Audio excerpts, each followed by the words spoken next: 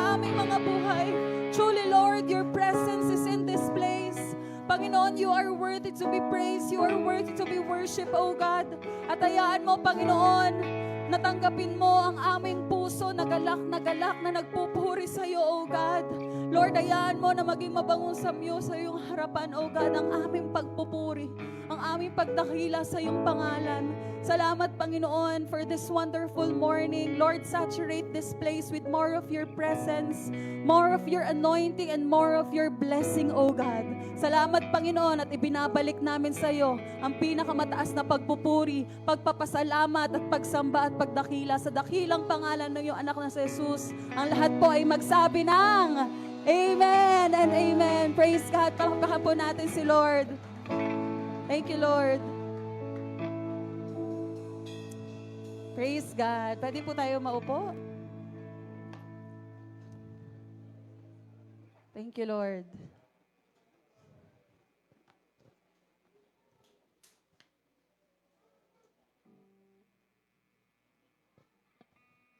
Lahat po ng kids, 12 years old below, pwede na po nating dalahin ang ating mga anak or mga kids sa ating pong kids church. Ayan, para magkaroon din po kayo ng space. Iba po nating brothers and sisters. Thank you, Lord.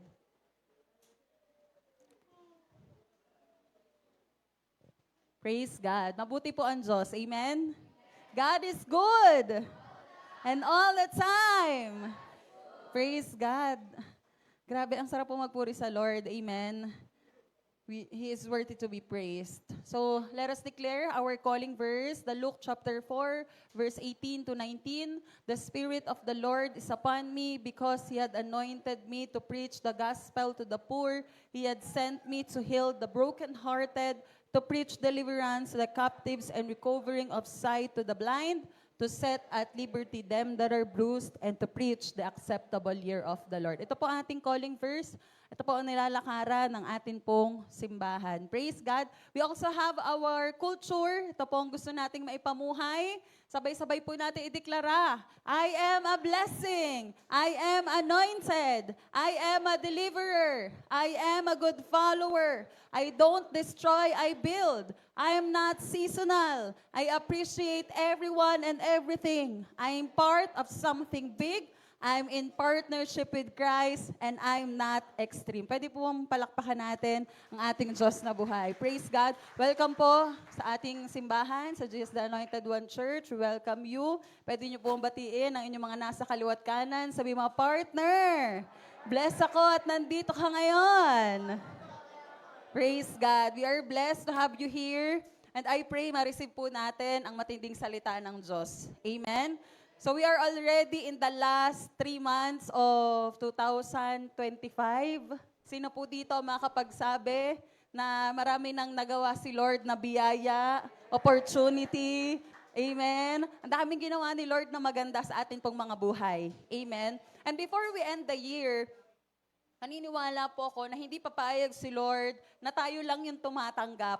Gusto din ni Lord na siya ay tumatanggap mula sa atin. Amen? Kaya this month of October, our topic is all about called to serve. Amen? Sabihin nga po natin, called to serve. Ibig sabihin, lahat po tayo, I know, I believe, tayo pong lahat ay tinawag para maglingkod para sa kaharian. Amen? Ang bawat isa po sa atin, hindi aksidente na nandito ka para makapakinig ng salita ng Diyos. Hindi aksidente na na-invite ka ng katabi mo na nandito ka.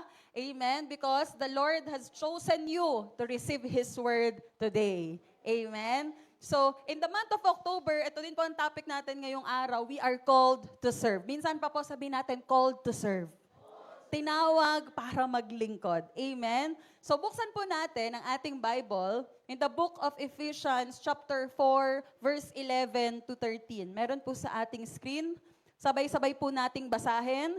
Now, these are the gifts Christ gave to the church. The apostles, the prophets, the evangelists, and the pastors and teachers. Verse 12, their responsibility is to equip God's people to do His work and build up the church, the body of Christ. Verse 13 po, This will continue until we all come to such unity in our faith and knowledge of God's Son that we will be mature in the Lord, measuring up to the full and complete standard of Christ. Balikan po natin yung verse 11 until 12. So, in-explain po dito sa Ephesians that may mga kakaiba pong gift na binigay ang Lord sa bawat simbahan. Amen? Sabi po dyan, merong apostles, merong prophets, evangelists, pastors, and teachers. Tingnan nyo nga po ang inyong mga katabi. Alin kaya siya dyan? Amen? Dahil ang bawat isa daw po sa atin ay may gift. Ano?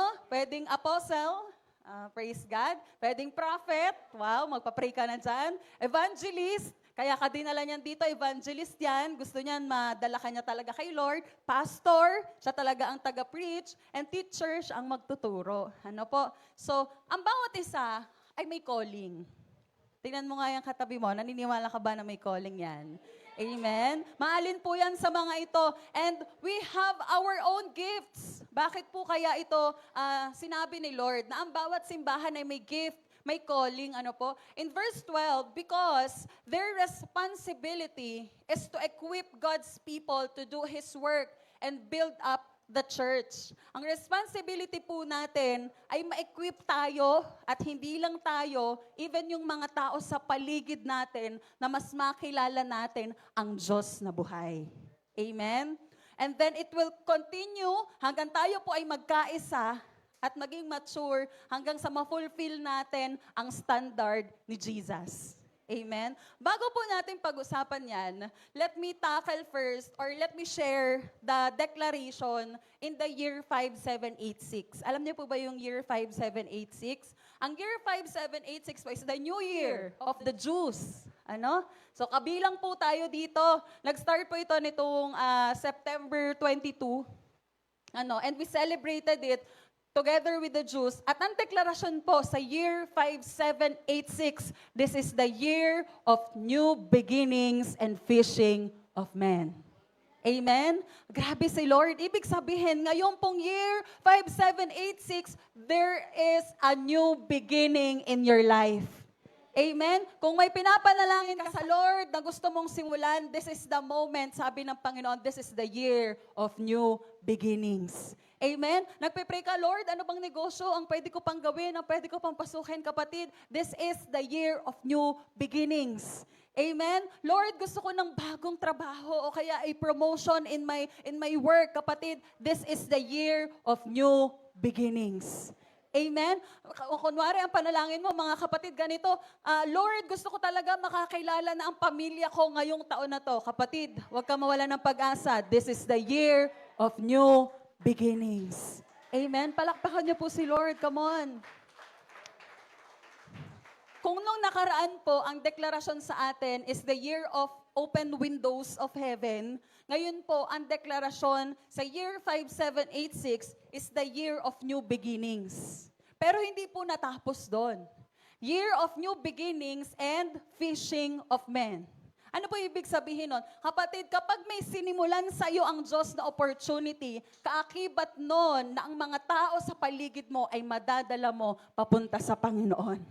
Amen? Makakakilala sila through you. Pastora, parang imposible kasi high school pa lang ako. Hindi, kapatid. God can move in different ways na hindi mo alam. Amen? Ito yung deklarasyon ni Lord eh. Can you imagine? Dito po sa mundo natin, in our generation, hindi na mahirap mag-share ng word. Amen? Natutuwa pa sila na kapag nag-share ka, ay grabe, mabuti si Lord. Amen? This is our season. Year 5786 is the season of stretching. Sabi nyo nga po, stretching. Ibig sabihin, sinasagad ni Lord yung kakayanan mo sa paglilingkod. Kaya hindi ka magtataka, Pastora, bakit parang lalo yatang tumitindi yung problema ko? Lalo yata po ako na-challenge ngayong panahon na to. Kasi sinasagad ni Lord yung kakayanan mo sa paglilingkod para sa Kanya. Hello? Why? Nakakita na po ba kayo ng halimbawa po bubble gum? Di ba pag ini-stretch mo yon, lalo siyang lumalapad. Amen? Tama po ba? So kapag pala ini-stretch siya, you are making room.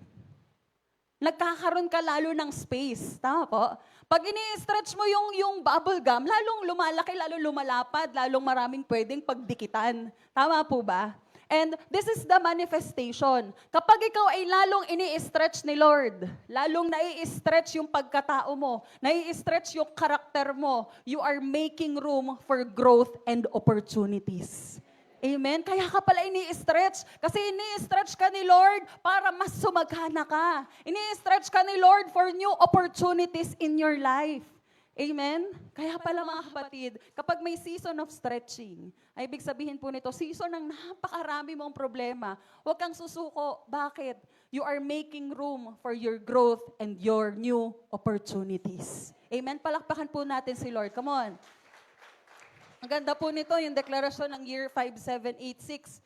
In year 5786, the posture of your faith is where we see that God has already done the miracle. Ano po ibig sabihin nun? Yung nananampalataya ka lang pero nangyayari na pala. Hello? Ang example po nun, Lord, nananampalataya ako na magkakasasakyan ako. Hindi mo alam yung nanay mo bumibili na pala ng sasakyan. Amen? Ganon kumikilos si Lord. Lord, magkakanegosyo ako. Hindi mo alam yung partner mo, pumipirma na pala sa bago niyong negosyo. Amen? This is how God will move on us in this year 5786. Nananampalataya ka pa lang, nangyayari na sa pangalan ni Jesus. Amen? God has already done the miracle. Lord, nananampalataya ko, gagaling yung nanay ko. Yun pala for release na yung nanay mo sa ospital. Hello! This is the year of new beginnings. Grabe si Lord. Alam niyo po, sobrang excited ako sa gagawin ni Lord sa taon na to para sa atin pong lahat. Amen? Also, year 5786 is the season where God's promises and teachings manifest. Ano pa ibig sabihin nun? Ano yung pangako sa'yo ni Lord 3 years ago? Magkakaasawa ka na? Wow, praise God. Magkakapamilya ka na? Praise God. Magkakanegosyo ka na? Yun yung pangako ni Lord 5 years ago. Yung mga pangako ni Lord sa'yo, etong year na to is the season where God's promises and teachings will manifest in your life. Amen? Ibig sabihin, magkakatotoo. Maisasabuhay sa buhay mo. At ito po ang pinakamatindi na na-receive natin when we did the Rosh Hashanah. Year 5786 is the point where God's plans meet our reality and where expansion begins. Ano po ibig sabihin yan? Lahat ng pinlano sa'yo ng Panginoon, this year 5786, it will meet our reality. Masasakatuparan, maisasabuhay yung mga pangako sa'yo ng Panginoon. Amen? Grabe, sobrang exciting. Tama po ba? Excited po ba kayo? Tingnan mo nga yung katabi mo. Mukha bang excited? Parang nagugutom na yung katabi mo.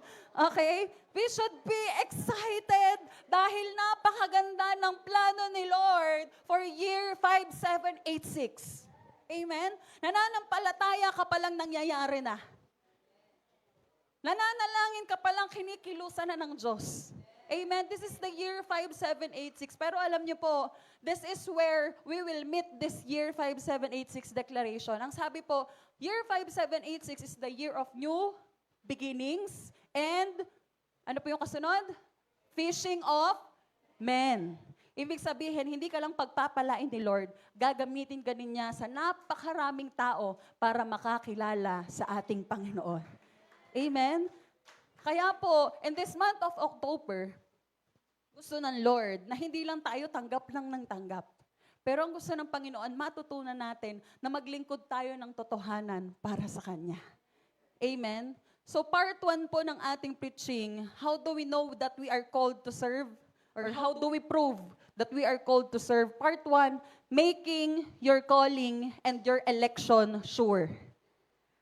Kung ano yung pagkakatawag sa'yo ni Lord, kung paano ka kinausap ni Lord, dapat sigurado ka. Sabihin mo sa katabi mo, partner, dapat sigurado ka. Amen? 2 Peter 1 verse 10, therefore, my brothers and sisters, make every effort to confirm your calling and election. For if you do these things, you will never stumble. It's our obligation, mga kapatid, to make sure that we are walking on God's calling. Tayo po dapat. We need to make effort. Hindi lang dapat tayo sa simula. Alam niyo po ba ang sakit ng Pinoy? Ang sakit po ng isang Pinoy is ningas kugon. Alam niyo po ba yung ningas kugon? Ano po yon? Yon. Sa umpisa lang magaling. Sabihin mo sa katabi partner, hindi ikaw yon. Amen? Ang isang Pinoy, di ba, Ningas Kugon, magaling lang sa simula. Sa simula talaga, Lord, talaga init na init ako sa'yo. Sharean ko lahat ng kapitbahay ko, lahat ng mga manginginom, may talagang aking patatanggapin. Talagang yung puso mo, you're very eager na i-share si Lord. Pero yun yung mga unang buwan. Pero nung ngayon, mga 10 taon ka na kay Lord, pag nag-worship ka, ganyan na lang, ganyan na lang, ganyan na lang. Hello, kapatid, this is not our calling. Ang calling mo ay hindi yung malanta ka na lang habang lumilipas yung panahon. No, sa patindi ng edad mo, dapat sa patindi din ng pagpupuri mo sa Panginoon.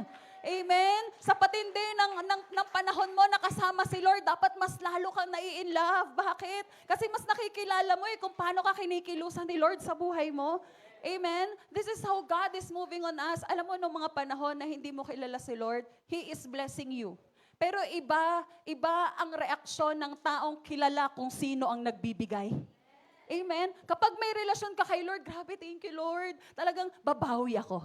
Tama po ba? Pag may nagbibigay sa atin, na kaibigan natin, our reaction, ay kapatid, hindi naman kailangan pero salamat. Tapos next time, parang gusto mong magbigay din. Tama po ba? Amen? Tama po ba? Amen. So, this should be our calling, na dapat lahat po tayo, sama-sama tayong lumalakad at naglilingkod para sa kaharian. Amen? So my encouragement, before we end this year, huwag kang papayag na hindi ka naglilingkod sa Panginoon. Amen? So how to be an effective leader? Dapat may clear sense of direction ka. Dapat clear sa utak mo na ikaw ay lumalakad para sa Panginoon.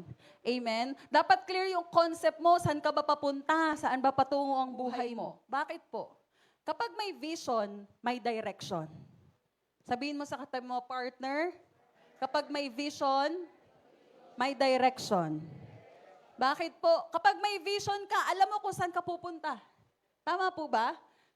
Dapat meron kang vision Dapat may tinitingnan ka Halimbawa po sa isang negosyo, ang vision ko talagang dumami po ang mga stores. Kung may vision ka na gano'n, doon ka papunta, may direction ka. Pero kung ang vision mo, kumita ka lang everyday at wala kang ibang plano, tama po ba? Walang mangyayari, walang direksyon. Amen? So this is our life. You need to have a clear sense of direction. Dapat may vision ka sa relasyon mo sa Panginoon. Lord, ang vision ko habang buhay ako maglilingkod, hanggang mag-asawa, hanggang mag-anak, hanggang mag-kaapo. Amen? How will you know if you are in the wrong direction? Handa na po ba tayo? Paano mo malalaman na nasa maling direksyon ka? Unang-una, kapag napapalayo ka na kay Lord. Hello? You are in the wrong direction. Yung wala ka lang time kay Lord. Bakit po?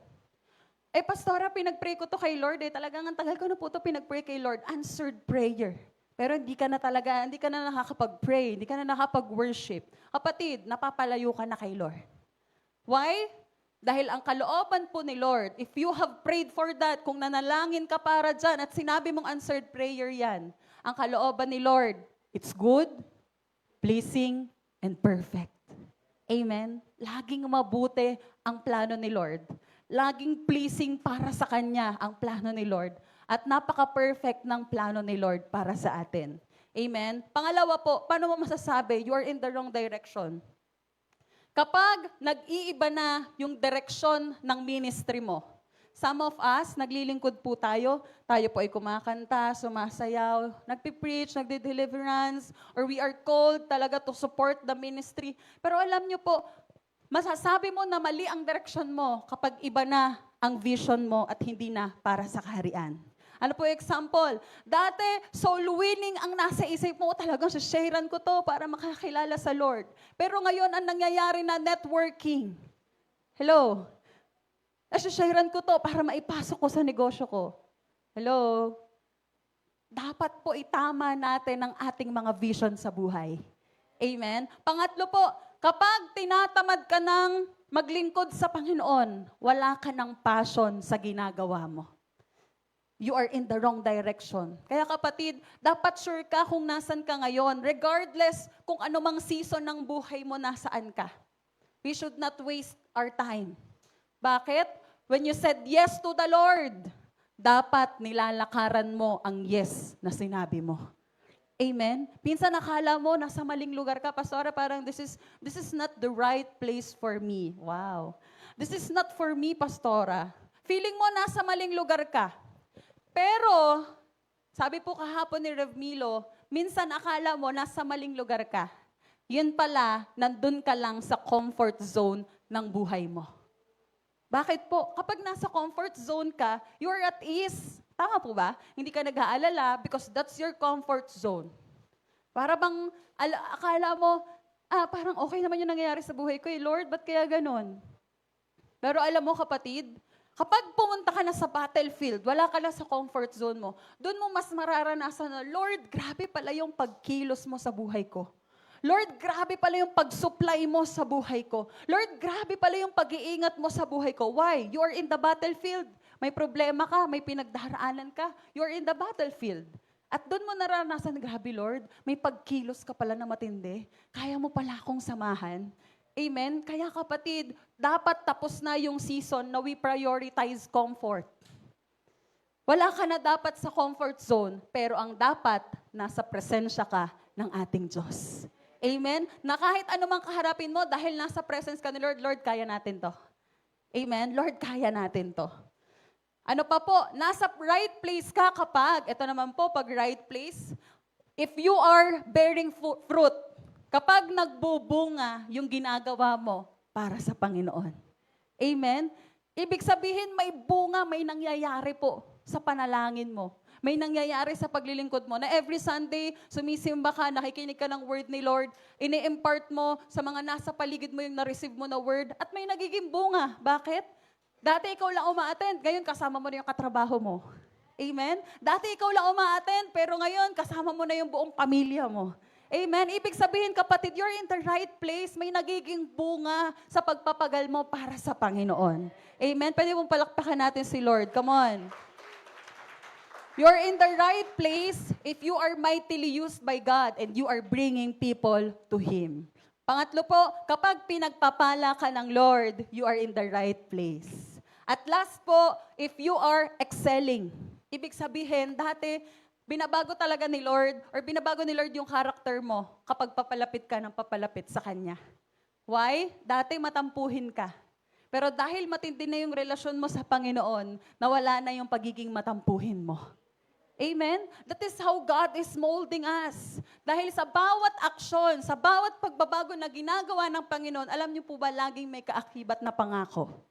Amen? As the Lord says in Habakkuk chapter 2 verse 3, sabi po sa atin, dapat may vision, dapat may nilalakaran, dahil kapag may vision, may direction. So sabi po sa Habakkuk, the vision is for a future time.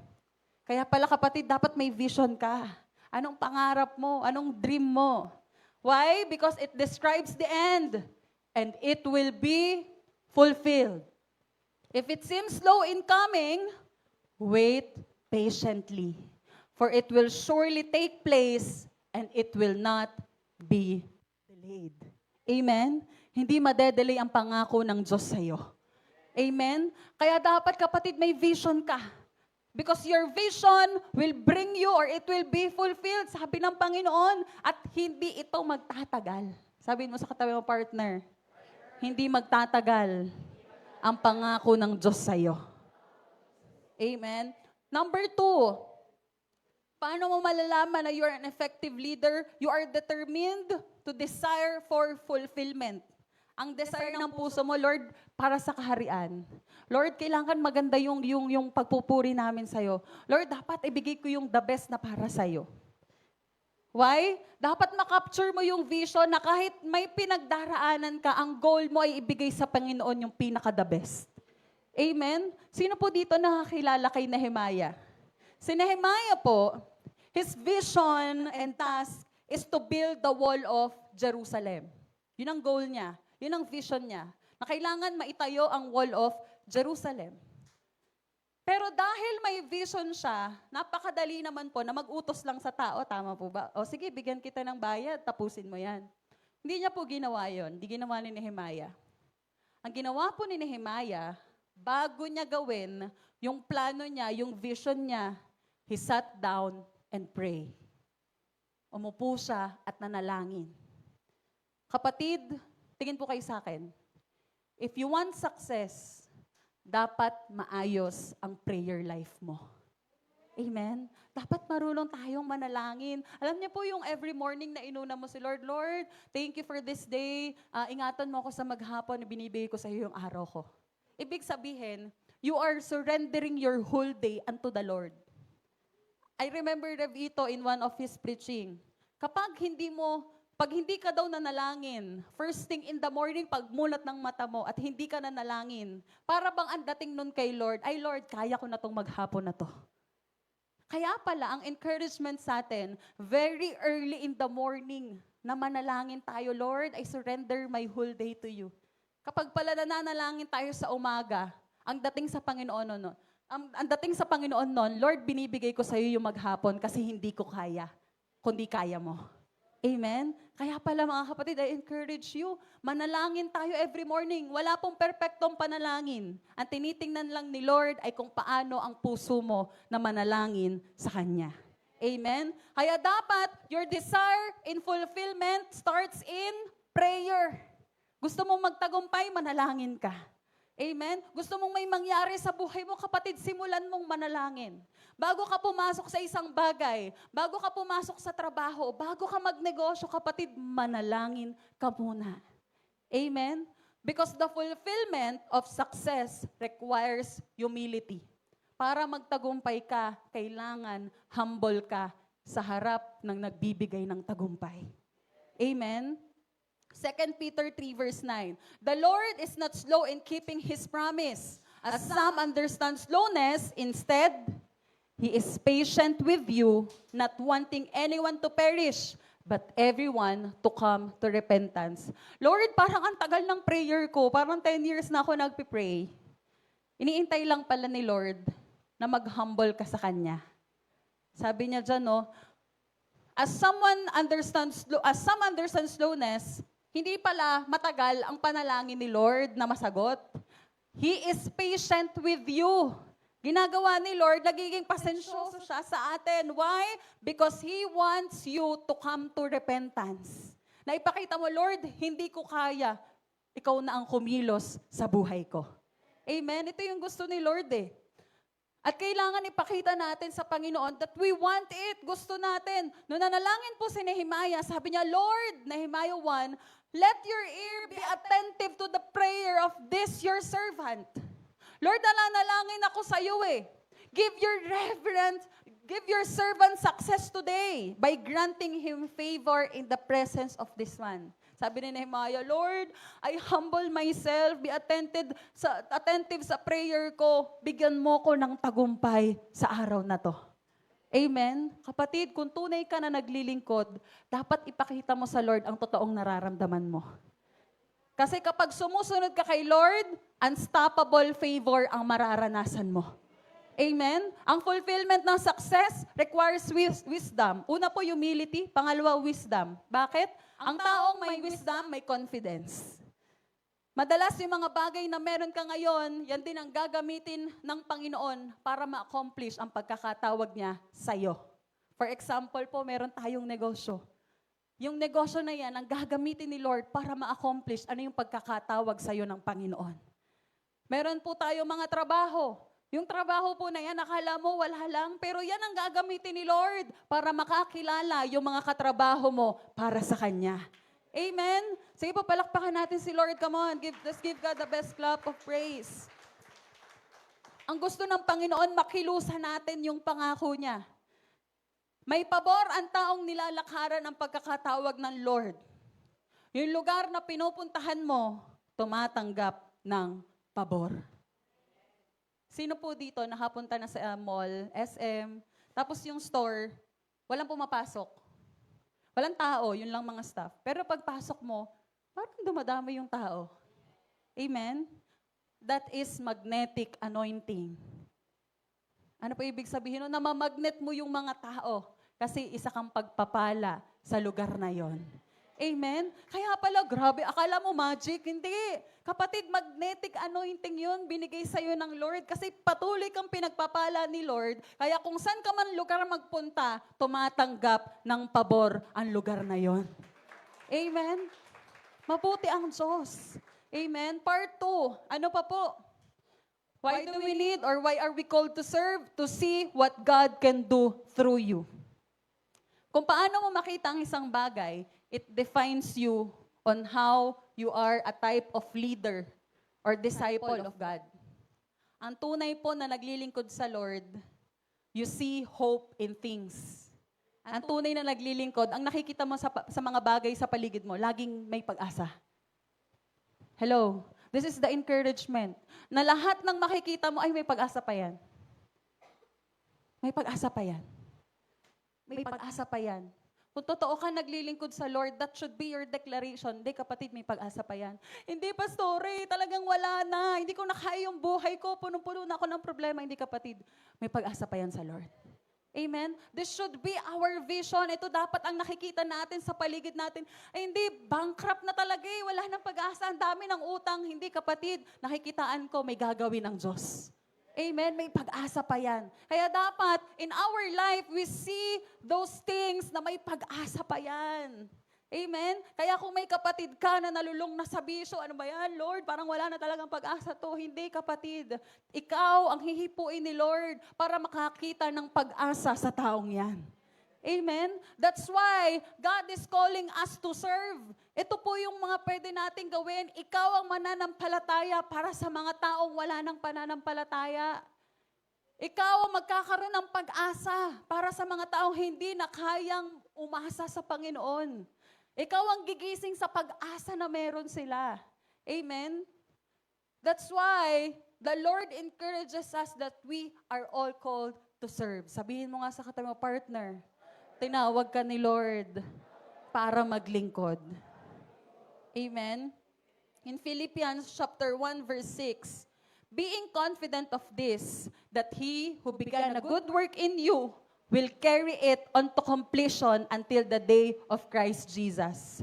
Yung ating pong calling verse, ang simula po nun, the Spirit of the Lord is upon me. Alam niyo po ibig sabihin nun?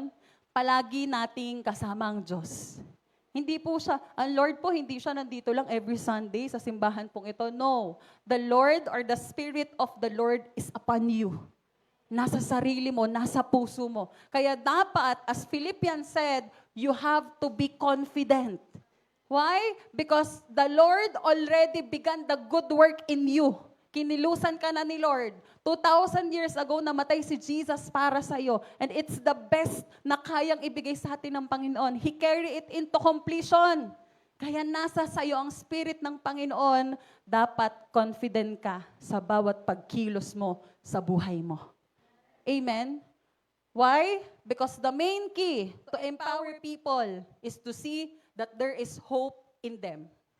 Kung hindi mo pa alam kung ano yung ministry mo, kung ano yung way of God's calling in your life, start with this. Simulan nyo po dito. Yung kayo yung maging pag-asa ng tao sa paligid nyo. Na sa inyo magsimula yung thinking na hindi may pag-asa pa yan sa Panginoon. May kaayang gawin si Lord.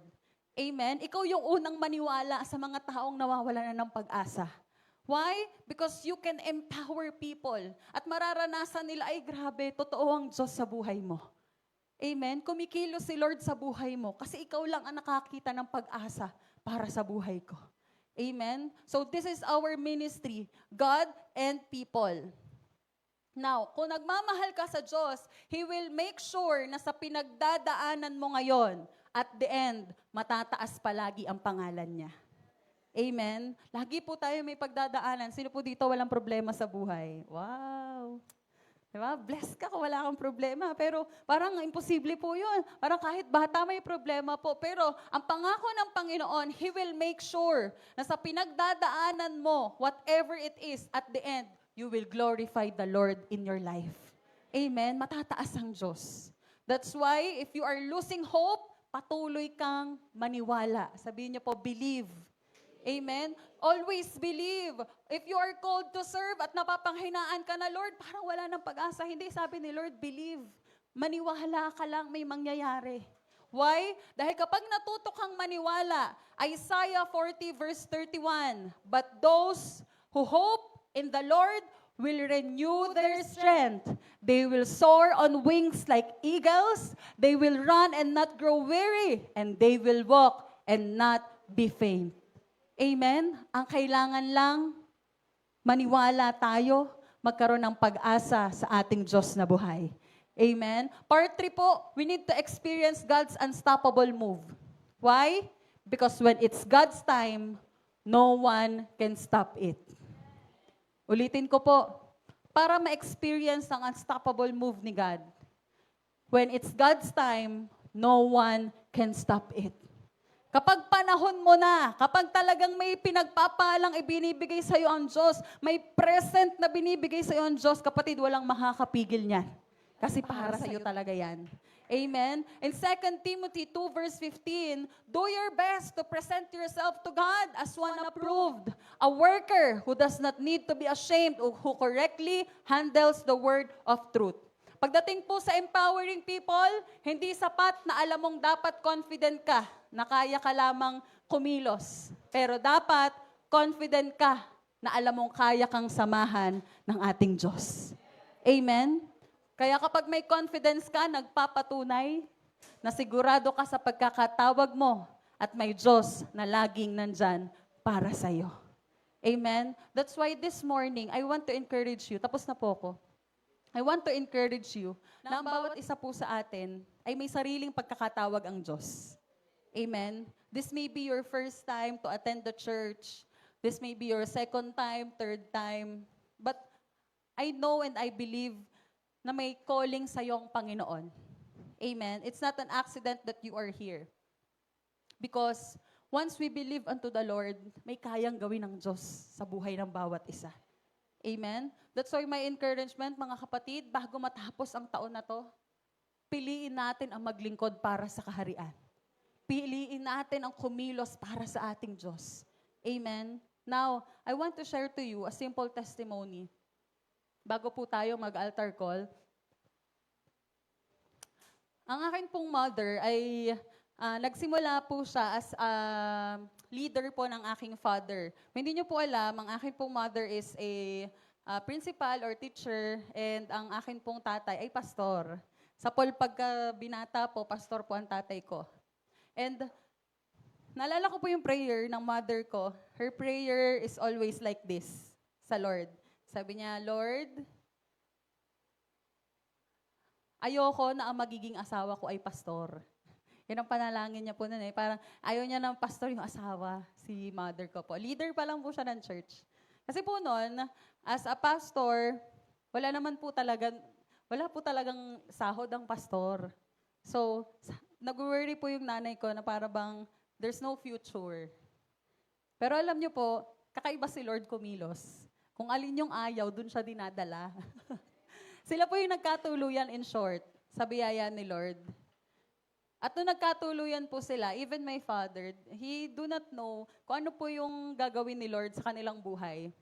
But one thing for sure, I'm already 25 years old, turning 26, pero simula po pagkabata, ang nakita ko po sa mga magulang ko, ay ang puso lang nila para maglingkod. If you know them, kung naabutan niyo po sila na nandito po sa church, their goal is always to serve the Lord and to serve the people para sa Panginoon. Lagi pong yun. Dumating nga po sa point ng bata ko, I always tell sa mga kalaro ko, sabi ko, pwede palit tayo ng daddy, kasi yung daddy ko laging wala. So, yung tatay niya po laging nandun, pero mangingino yung tatay niya. Pero yung tatay ko po, laging wala, humahayo po talaga siya, simula pagkabata ko. Nung narinig po yun ng tatay ko, lagi niya na akong sinasama sa bawat paghayo niya. Praise God. Pero, the greatest testimony is this. Namuhay po kami na ang buhay namin, puro lang po pananampalataya at paglilingkod. That's the living testimony of our family. Natuwan-tawa po ko sa Lord na palagi niyang pinaparealize na kung gusto mong magtagumpay, kung gusto mong may marating sa buhay, one thing for sure, maglingkod ka at manampalataya sa ating Diyos. Amen? Now, going back to the story, to the testimony, yun nga po, namuhay po kami na talagang puro pananampalataya. So during those time, every time po na kami ay may bibilhin, halimbawa po ay kotse, higpit sinturon talaga po. Talaga pong hindi kami nag-i-splurge, talagang lagi pong budgeted ang pera. Mukha lang po kaming mayaman, si Lord po yun. Amen? Pero talaga pong budgeted lahat ng bagay. Para po bang ang gagawin po namin, kailangan tipid talaga po. Ultimong sa laruan, tipid talaga po kami. Pero the Lord has been great. One time po, dinala si Daddy sa Canada ni Lord. At akala po namin, gaganda yung buhay namin pagdating niya sa Canada. Di ba yun po ang thinking natin? Pag nasa ibang bansa, malaki ang sahod, maganda ang buhay. Pagdating po ni Daddy doon, lalo po kaming kailangan kumayod talaga kasi si Mama na lang po. Pagdating naman po Canada, pastor po si Daddy, hindi naman po siya nag-work. So sabi namin, sabi pa po ni Hans, si Hans po kasi yung kapatid ko, ang gusto po talaga niya, yung mayaman na buhay. Yun po yung vision niya. Mama, magiging mayaman tayo. Yun po yung vision niya. Mayaman tayo. Hindi, mayaman tayo. Yun po yung vision niya. Tapos kami naman, Mama, anak, humble. Si Mama po ganon. Yun po yung vision ni Hans. Mayaman tayo. Hindi, mayaman tayo. So kami naman na Mama, parang hirap pong panindigan nung dinedeclare ni Hans kasi we are always living by faith. Always living by faith. Hanggang sa dinala na po dun si mother ko, ang hirap pa rin po ng buhay. Dinala na po dun ang kapatid ko, praise God, may nangyayari po sa buhay. Pero alam niyo po, ang nakita ko po na ginagawa ni Lord, nung dinala po ang tatay ko sa Canada, he is serving the Lord. Nung dinala po ang nanay ko sa Canada, he is serving the Lord. Nung dinala naman po ang kapatid ko sa Canada, akala ko po wala nang magiging future sa kapatid ko kasi sobra po talagang kakaibang ugali. Pero biyaya po ni Lord, nung dinala po siya sa Canada, naglilingkod pa rin po siya sa Lord at the same time nagtatrabaho po siya. Amen? Mukha po siyang wala ng pag-asa. Dahil siya po ang black sheep. Pero the Lord has done something in his life. May ginagawa si Lord sa buhay niya. Ano pong ginawa ng family ko? They only serve the Lord. Even ako po na naiwan dito, akala ko po magiging engineer ako habang buhay. Yun pala po, pang front ko lang yun. I'm serving the Lord with all my heart. Amen. And another thing, kung naalala niyo po yung sinabi ng nanay ko, way back nung binata't dalaga pa sila, ayaw niyang mag-asawa ng pastor dahil baka walang future. Alam niyo po, for the glory of God, God is good. Yung bahay po dito sa Pilipinas, patapos ng bayaran ng mga magulang ko. And God is good. Dahil last month po, bumili po sila ng brand new house nila sa Canada. Mabuti si Lord. Amen? Mabuti si Lord. Alam niyo po, sabi ko, hindi kaya ng walang sahod at ng isang teacher ang ganong buhay. Pero dahil in every season of their lives, their goal is to serve the Lord. Ang maglingkod at manampalataya sa Diyos. Alam niyo po, hindi nila tinitingnan yung kinikita nilang pera. Ang tinitingnan nila ay ang Diyos na pinaglilingkuran nila. Amen? That's why right now, tatayo po tayong lahat. And my encouragement is this. Ano mang season ng buhay ang meron ka? Ano man ang ginagawa mo sa buhay mo right now? I pray na ang maging desire ng puso mo ay ang maniwala sa ating Diyos, ang maglingkod at manampalataya na may kayang gawin ng Diyos sa ating mga buhay. Come on. God is a bigger God than any of our problems. Maniwala ka, kapatid. Ano man ang problema mo ngayon, ano man ang pinagdaharaanan mo ngayon, kapatid, mas malaki pa ang Diyos na meron tayo na pinaglilingkuran. That's why this is the word of the Lord. Tapusin ko po dito sa verse na to. John 14, chapter 12, verse 14. As Jesus says in John, very truly I tell you, whoever believes in me will do the works I have been doing. Sabi ni Jesus, yung mga tao na naniniwala sa akin, gagawin kung ano yung mga ginawa ko sa lupa. And they will do even greater things than this. Mas matindi pa sa ginawa ni Jesus nung nasa lupa siya. Ano po bang ginawa ni Jesus? He healed the sick. Nagmahal siya ng mga tao. Meron ngang panahon na si Jesus naawa siya kasi ang daming tao, hindi sila nakakilala kay Lord. Nagkaroon ng heart si Jesus. At sabi ni Lord, mas matindi pa ang gagawin mo doon kapag ikaw na ang naglilingkod para sa ating Ama. Amen? At hindi pa po natapos doon.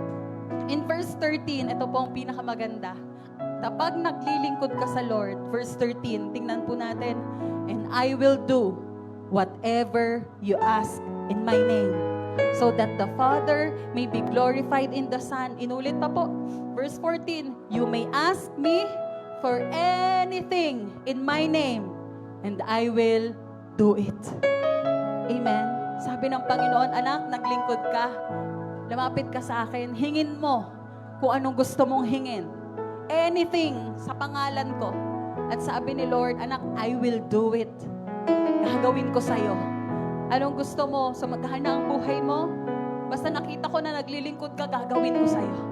Sabi ng Panginoon, I will do it. You may ask anything in my name, and I will do it in your life. Amen.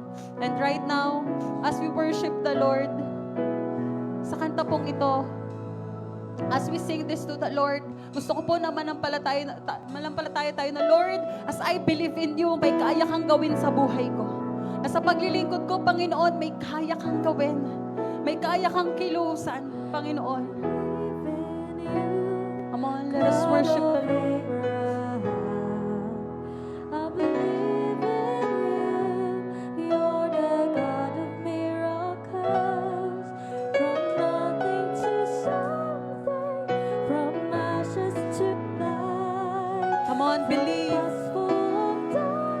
Kayang gawin ng Diyos sa pananampalataya mo sa Kanya. I believe in you. I believe in you. Come on, sing unto the Lord. I believe in you. You're the God of miracles. Come on, as you sing this, sabihin mo sa Panginoon, Lord, nananampalataya ako. Susunod ako sa iyo, Panginoon. Now you are my love. I believe in you. May kayang gawin ang Diyos sa negosyo mo. May kayang gawin ang Diyos sa pamilya mo. Come on, believe in the Lord. From nothing to something, from ashes to light, from past full of darkness. Now you minsan pa, Lord, I believe in you. I believe in you, God of Abraham. I believe in you, you're the God of miracles. From nothing to something, from ashes to light, from past full of darkness. Now you come on, sing it to the Lord. Lord, I believe in you.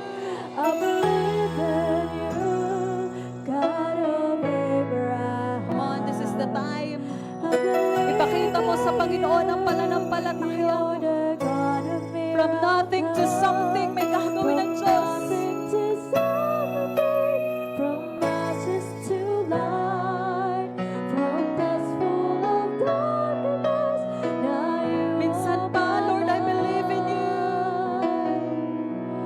I believe in you, God of Abraham. I believe in you, you're the God of miracles. From nothing to something, from ashes to light, from past full of darkness.